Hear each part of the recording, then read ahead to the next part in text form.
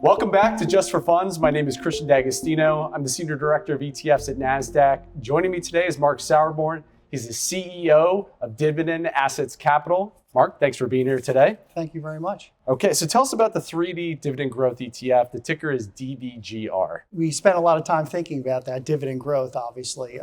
We look at the universe, at the investment universe in 3D. We were talking about dividends for double digits for at least a decade or more. So we want to simplify the complicated, and that's how we describe our investment methodology, which is really core to how we invest across the board. Interesting. So how did you develop this strategy? Great question. So the genesis of dividend growth investing goes back to the 1960s. Our co-founder, Tom Cameron, who's generally recognized as the grandfather of dividend growth investing, noticed even in the late 50s that companies that raise their dividends consistently outperform for reasons beyond their dividend growth alone. He was able to transform that idea into actual investment product when he took over the sovereign wealth fund of John Hancock and implemented that in the late 70s. That success factor continued through the early 2000s when they started Dividend Assets Capital. And we've continued that investment methodology to this day. Okay, so that's interesting in terms of the history and the investment philosophy.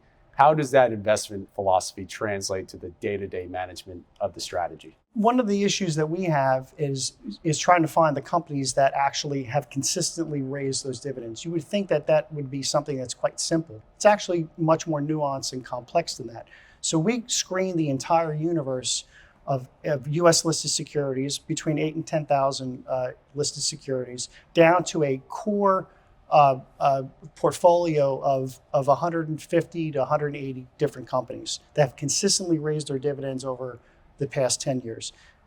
We further screen the universe. We nuance that companies that have not raised their dividends in any given year, and companies obviously have cut their dividends. So even though maybe a company on average has raised their dividends, they have to have done it consistently and continuously over that period of time.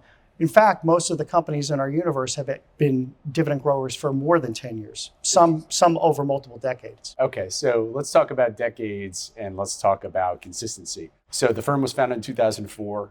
So you have about 22 years under your belt in terms of running this strategy and this philosophy of 3D management consistently. Why launch the ETF now?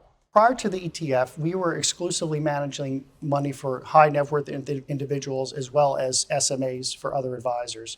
We wanted to bring dividend growth to the masses, and the ETF was a unique vehicle to be able to do that. What market factors are impacting the positioning of the product today, and how are you positioning the product for the future? One of the reasons why we focus on this investment methodology is that it has performed over time. So even going back to the early 70s, if you look at compare the dividend growers to those that haven't raised their dividends to the dividend cutters, there's been much more consistent performance annually for companies that have consistently raised their dividends. So we lean into that.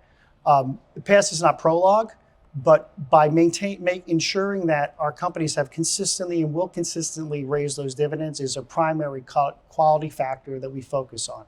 So we can't predict what the future dividend growth is going to be, but we have consistently been able to raise our clients' portfolio dividends over time, some years well in excess of 10%. But if the base level is 10%, we can lean into that and sort of estimate what the future dividend growth is going to be. So past is not prologue, but it's a good predictor of, especially a company that has been consistently raising its dividends, a predictor of the future. And when a company drops below that 10%, they're eliminated from the portfolio.